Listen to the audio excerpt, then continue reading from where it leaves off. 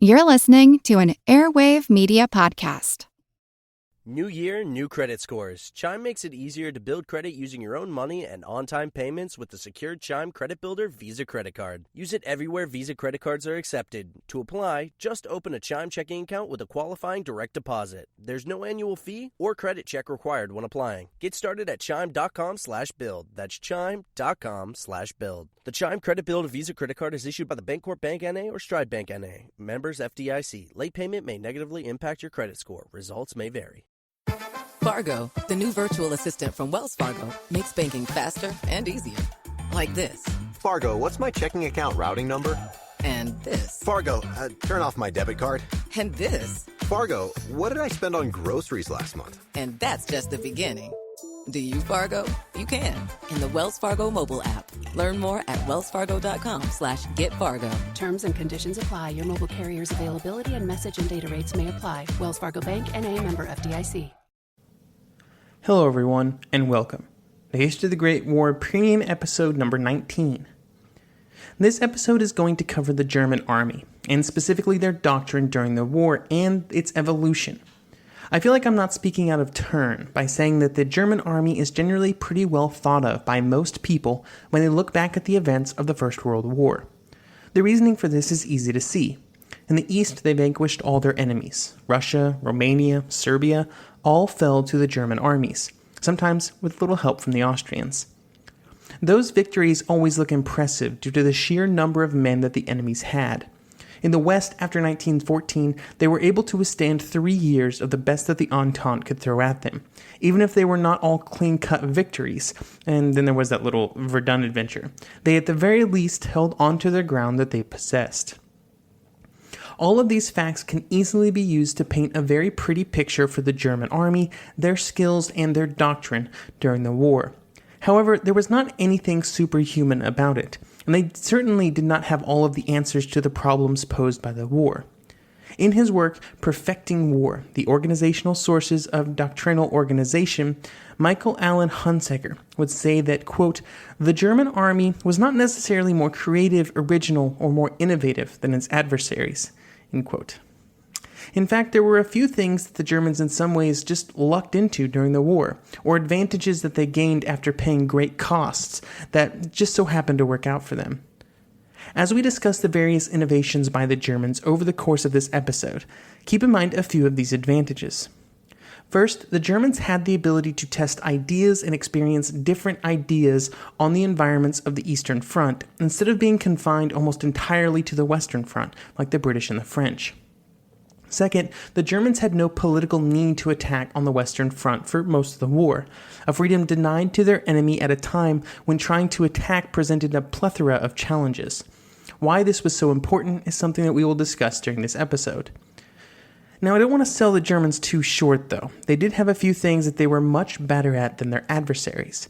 They were just straight up better at documenting and discussing lessons learned at the front. They were just straight up better at transforming ideas that came out of those lessons and turning them into good doctrine. They were just straight up better at keeping ahead of their enemies, if only by a little bit. However, all of these advantages were not enough to produce the one thing that mattered: victory. At the end of the day, the Germans were not able to solve the greatest problem of the war, cracking the Western Front. Not in the heat of August 1914, not in the hills around Verdun in 1916, and not in the frantic attacks during the spring of 1918. Every time they tried to achieve a great victory in the West, they failed. They were just fortunate enough to not have to attempt it very often. The German tactical doctrine before the war was trying to grapple with the same problems facing everybody else. Beginning in the late 1800s, the role of firepower and mass on the battlefield would be a topic that would fluctuate back and forth in the German regulations, and this meant that in 1906, their official manual was still sort of a mess. It identified the need for attacking infantry to first achieve fire superiority, and the need to win the firepower battle before finishing the attack. However, it also said that it was bad to wait too long for the charge to happen, since it would make the infantry too complacent. Exact definitions of what was too late was a bit hard to come by. As for the specifics of what the attack should look like, those details also fluctuated. In 1908, which was the time of the last big revision of Doctrine before the war, the goal was to get 160 yards from the enemy, with a good amount of spacing, somewhere between 2 to 4 yards between soldiers. After getting that close, the infantry would begin their final assault, along with fire support from artillery, machine guns, and any other method of fire. It was clear in all of this that the infantry was the decisive piece of the puzzle, and everything else was secondary. I want to point out these details not because they are revolutionary or even really that interesting, but precisely because they are neither of those things. The German pre-war doctrine was different from the French only due to somewhat meaningless details. They made the same errors and the same mistakes as everybody else. Too much reliance on infantry fire, not enough emphasis on how the infantry would interact with the machine guns and artillery, and not enough consideration for the firepower that the enemy would have. There were a few things that the Germans did have right, though, although at first glance they would seem not to make much of a difference right at the beginning of the war, and in one instance, a certain turn to the south, leading von Kluck's army to the east of Paris, it would actually harm their efforts. I am of course referring to a certain amount of decentralized command. This had been the practice of the German army for years before the war, due to concerns that they had about logistics and communication. Moltke simply did not believe that it was possible for high command to properly control all of the fighting along what would eventually be the entire front. Because of this concern, the only thing that could be done was to push overall decision-making down the ladder. This did not go too far down the line, and it only reached the upper areas of the officer corps. However, it would give the ability to the army commanders to run their armies as they saw fit. The general staff would therefore depend on the army commanders discussing matters amongst themselves, with the chief of the general staff acting as a coordinating element. However, their longer history of some sort of decentralized command would help them in a push to push command authority as far down the chain as possible to allow greater tactical flexibility, something that would be very important later in the war. Eventually, the Germans would be pushing autonomy down to the individuals. This is not the only path that they could have chosen, and in fact the French taught a similar style before the war, with junior officers given autonomy during the attack. However, during the war, instead of continuing this trend, they pulled it back and went the opposite way by greatly re-centralizing command after 1914. One benefit of this decentralization, and I think one that can be easily hidden, is the role that it plays in learning lessons about how to fight the war. When you empower men at the front or near the front to do what they think is best, you get a lot of variation, a lot of experimentation. Just trying new stuff can be really important when you do not know the answers to the problems in front of you. But it is critical to be able to take the lessons learned from those experiments, often in failure and costly in lives, and make sure that it informs decisions in the future. This is another advantage that the Germans had over their adversaries. They were better at assessing their performance and making adjustments when required. Much of this ability was rooted in the general staff, who, before the war, served this purpose as an advisory body. They would take information gained from fighting or maneuvers, analyze it, and provide recommendations and give advice to everyone involved. The commanders were then obligated to go along with that advice. Much like the other armies, in 1914 the German army emphasized the attack over almost everything else. This fact would be identified by Crown Prince Wilhelm as one of the reasons that the Germans took so long to adjust to the new reality of warfare. He would say after the war that, quote, "The underlying cause of our dull-wittedness in becoming adapted to the form of tactics during the First World War must have lain in very thorough and somewhat one-sided methods of training in peacetime, in which defense, as a method of warfare, became utterly foreign to the German spirit and was treated in a somewhat stepmotherly fashion," end quote. Overall, the opening battles, at least at a tactical level, did not greatly defy what the Germans expected. It showed that a powerful offensive was capable of making progress, at least for a while, and then those attacks bogged down when they got further and further into enemy territory. I realize I just got done praising the German ability to analyze failure and enact changes to counter it, but I'm going to go against that here. When you look at later attacks on the Western Front by the Germans, especially those launched in the spring of 1918, there seems to be one critical lesson of 1914 that was forgotten. In a war with armies the size that were happening during the First World War, even in 1914, when they were much smaller than 1918, the attacking men who had to walk their way forward to continue the attack would simply wear out before a true breakthrough would be achieved. It happened in August 1914, with von Kluck's men literally falling asleep on their feet, and it would happen again in 1918. 1915 was a year of learning for the Germans. After they decided to take the defensive in the West for the year, they settled into withstanding whatever their enemies threw at them, and they knew that there would be attacks. In retrospect, we know that the battles of the year would be tiny compared to what would come later, but they were larger than anything seen before. They also began a multi-year process of learning, digesting, and disseminating new lessons to the German armies and soldiers. They would experiment with various defensive techniques in the West, and with various offensive doctrine in the East. Then they would begin the habit of distributing memos summarizing what they learned in these experiments, and what the best practice was for the army moving forward. This would become more critical as the war progressed and more drastic changes needed to be made. In the West, the year would be all about the defensive, though, and when the year started, the Germans were still using the old style of defense. This meant that many commanders never even bothered creating secondary lines, and instead massed most of their men in the front trenches. These men were then told to hold that line at all costs. These commanders had the same concerns that the French would have when it came to creating multiple lines of trenches. They believed that it would make retreat too easy and too appealing for the men. This mindset would slowly change over the course of the year, and before the big spring battles, many areas of the front had defenses that extended up to 2.5 kilometers in depth. However, the men in the front line, and those immediately behind, were still told that they were to hold their positions at all costs. After Loos in late September, this began to change. In orders pushed down from the top, the German High Command changed doctrine and told the commanders at the front to only man the front lines lightly and to make the main line of defense always behind. They did not give exact distances for this main line of resistance, since it should be placed in a way to reduce artillery observation, like on the reverse slope of a hill, if possible. With the growing threat of Entente artillery, it was hoped that this would reduce the number of casualties from shelling. By the time of the fall offensives in Champagne, this system, along with defensive works up to 8 kilometers in depth, were in place. They might not have known it at the time, but this change was just the very beginning.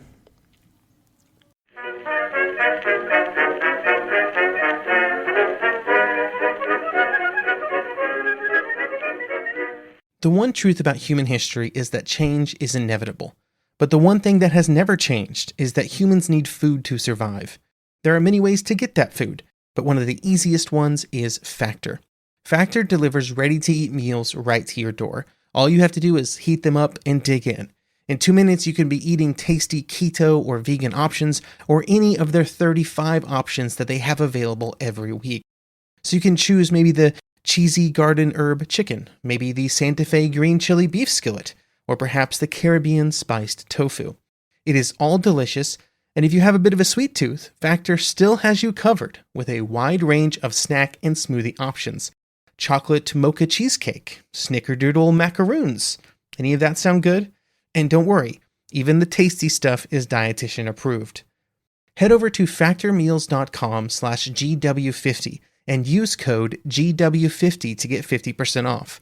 That's code GW50 at factormeals.com/GW50 to get 50% off. Hello, Saver. Whether you're saving for that trip to the tropics or saving for an emergency, now is the time to take advantage of Wells Fargo's savings options. Wells Fargo offers savings accounts that can help you save towards your goals. So, what are you saving for?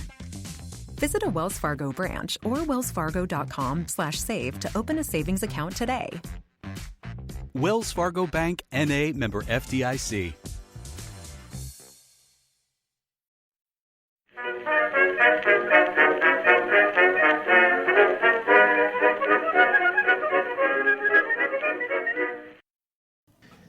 "1916 was the year of the battles. And during our episodes on those battles, I feel like we discussed the doctrine at that point pretty well, so I'm not going to do too deep of a dive during this episode.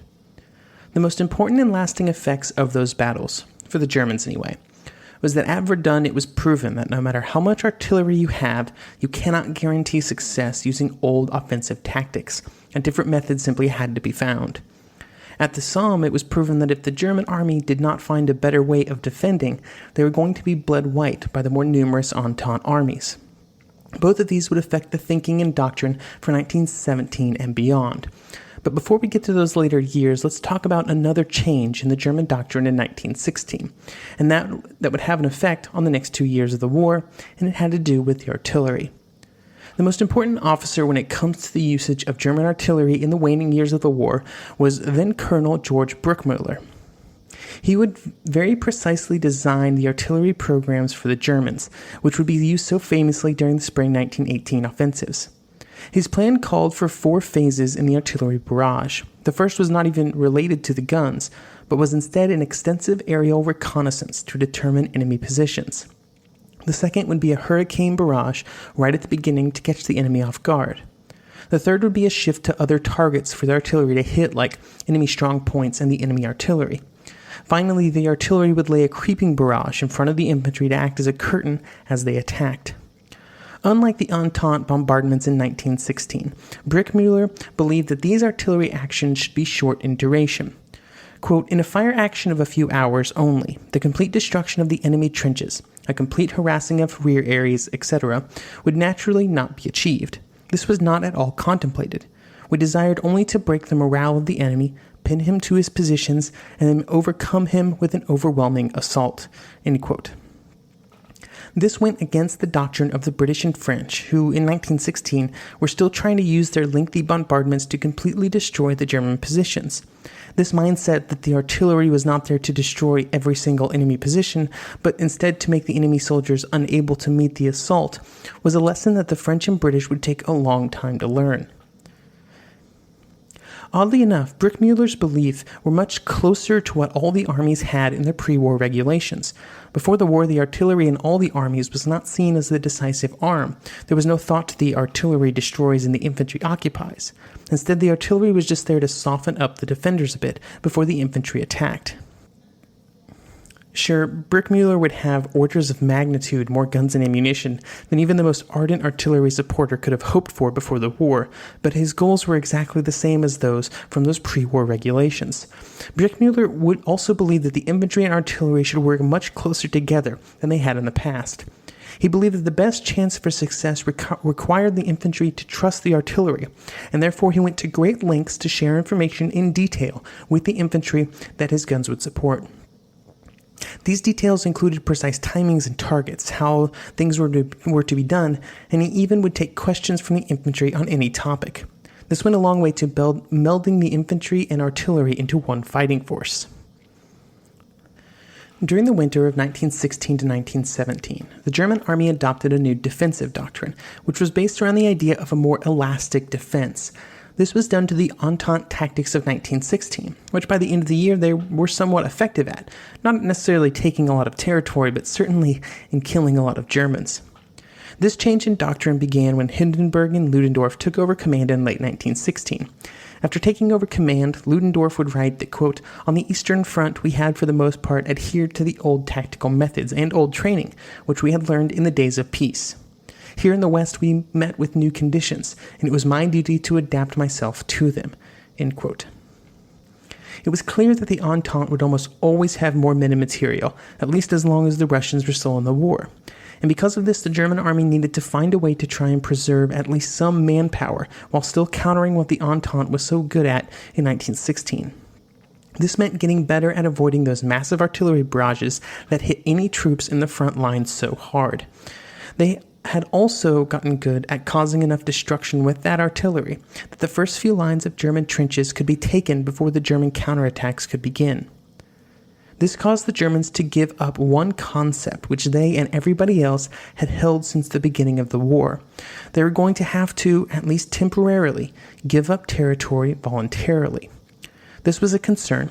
Territorial losses were nothing to scoff at, even from just a propaganda perspective, and many commanders were hesitant to make any change that might reduce the fighting spirit of the troops or that might make them too passive. However, these concerns would all have to take a backseat to the more pressing issue of manpower and the ridiculously high attrition rates experienced during the 1916 campaigns. The desire to change doctrine had been an idea that predated Hindenburg and Ludendorff taking command, and many officers on the Western Front knew that something had to be done, and they began to push for changes. This began in the operations section, a group of officers that were sort of a clearinghouse for ideas, opinions, and information from the front. They took all of the ideas and opinions and tried to mesh them together with the numbers and evidence that they had from the front to develop a new set of tactical principles. These principles would then be finalized by Ludendorff and his staff and then distributed to the army as a whole for implementation. The first of these documents pertaining to the new elastic defense in depth was called the Principle of Command in the Defensive Battle and Position Warfare. This document, with alterations along the way, would be the guiding document for the German defensive doctrine for the rest of the war. One important feature of this document is that while it spent a lot of time discussing how the defense related to the enemy, at no point did it mention that keeping territory was an objective, a complete turnaround from earlier in the war. These new tactics meant that the Germans would no longer put their greatest strength in the front lines or even in the line behind it. It would instead be spread out over 3 successive zones. How these were to be constructed was outlined in the Principles of Field Construction, which was released in late 1916. The 3 zones would be the outpost zone, the battle zone, and the rearward zone. The outpost zone would be thinly held by troops mostly just there to keep an eye on the enemy before the attack, and then to maybe slow them down when the attack started. This was then followed up by the battle zone, which would extend up to 3 kilometers in depth depending on the terrain, and this zone would be based around machine gun nests and other fortified positions, which were ideally placed on the reverse slopes of hills or in concealed areas. This arrangement lowered the effective range of the machine guns, which would be firing into a hill. However, previous battles had shown that it was better to minimize the damage from artillery and maximize surprise, rather than have long-distance engagements by these guns. The practice of moving trenches into shell holes, basically spreading out as much as possible during an attack, was also formalized. This had been used first by the Germans on the Somme as a matter of necessity. They just didn't have any trenches, so they went to the shell holes. But now it was official doctrine. To give some idea of how the troops were arranged in their density, 1 regiment would be positioned in depth to occupy all zones. 1 battalion would be placed in the outpost zone and in the forward area of the main line of resistance. Another would be used to fill the rest of the battle zone, and then a third would be held in reserve in the rearward zone. This makes it so that roughly 1/6 of the troops were in the outpost zone at any given time. The entire plan was based around constructing a defense that minimized the risk from artillery and that would bend but never break. A key part of this plan was rapid, effective, and constant counterattacks on the enemy, especially once they began to advance past their own artillery fire. To make these counterattacks effective, it was necessary for authority to launch them to be pushed down through the ranks. To try and accomplish this, the Germans made their changes of command a bit more fluid than they had been previously. The key to this idea was that, for example, a battalion commander in the lines would take over command of any unit sent to his sector during the battle.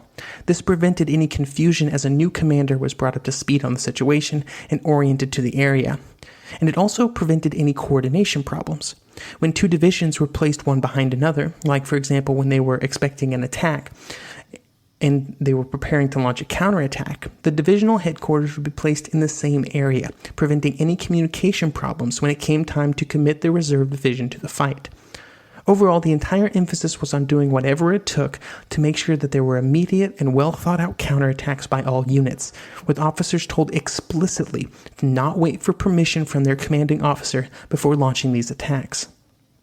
It was hoped that by giving officers this freedom, they would be better able to take advantage of favorable situations in front of them, instead of wasting time waiting for permission.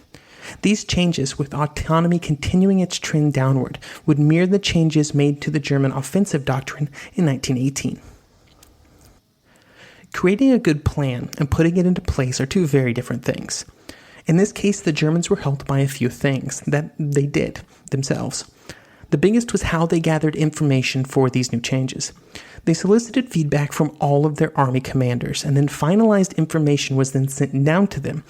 And then they were able to see that some of their own ideas and information was being used to create the new doctrine. This gave them a feeling of ownership and assisted in getting buy-in from the commanders. The Germans were also at this point beginning to introduce more light machine guns into their infantry units, and then reorganizing those infantry units into smaller and more basic building blocks. Both of these changes were designed to increase the firepower available to the basic German infantry unit, the section, a critical aspect of giving these smaller units as much autonomy as possible. They had to be able to take care of themselves. The first test of these defensive tactics was at Arras in June. When the German defense had issues during this attack, there was some concern that the entire scheme had been a wasted effort, 6 months down the drain. However, it turned out that the units in this area of the front had not actually implemented the plan correctly. As the year progressed, the doctrine would show its value, with Crown Prince Wilhelm giving it credit for getting the army through the defensive battles of 1917 intact. In 1918, the German army would become synonymous with one thing. It would go on to influence military doctrine all over the world. It would take a special spot in popular culture. It would even lend its name to some very poor marksmen a long, long time ago in a galaxy far, far away. I am, of course, talking about the famous stormtroopers. The origins of the assault tactics used by the stormtroopers when they took their moment in the spotlight in 1918 began much earlier. In May 1916, a tactical manual was written by Captain Rohr, and it was called Instructions for the Employment of an Assault Battalion. The contents of this were based on the experiences that Rohr had had as part of an experimental pioneer unit. The pioneers were basically the German equivalent of engineers.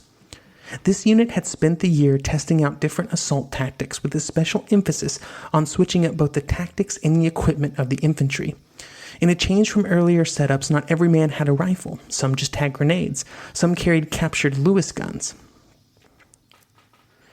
In his article, The Perfect Storm, Innovation and the Origins of Blitzkrieg in World War I, John F. O'Kane would go on to describe some of the other changes in equipment. Quote, the heavy leather jackboots, long associated with the German infantry, were replaced. Lighter and more durable lace-up leather boots that were used by Austrian mountain battalions were chosen as a replacement. The field uniform was reinforced with leather patches on the knees and elbows to facilitate crawling. Because the hand grenade was now the weapon of choice for the individual stormtrooper, the leather belt and shoulder harness used to carry ammunition was replaced by an over-the-shoulder bag for carrying more grenades. Even the standard issue 1898 Mauser carbine was replaced with a lighter version of the same weapon. End quote. The manual that Rohr wrote was read by Ludendorff, who liked what he saw, and when he and Hindenburg took command in August 1916, he ordered more assault units to be created. The theories behind the assault battalions would spread to other armies over the next 2 years. The Austrian army would begin experimenting with the concept by giving some of their units more weapons and more training.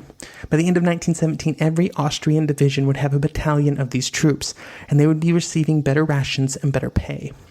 The Italians would also get into the assault trooper game in 1918 with their Arditi units.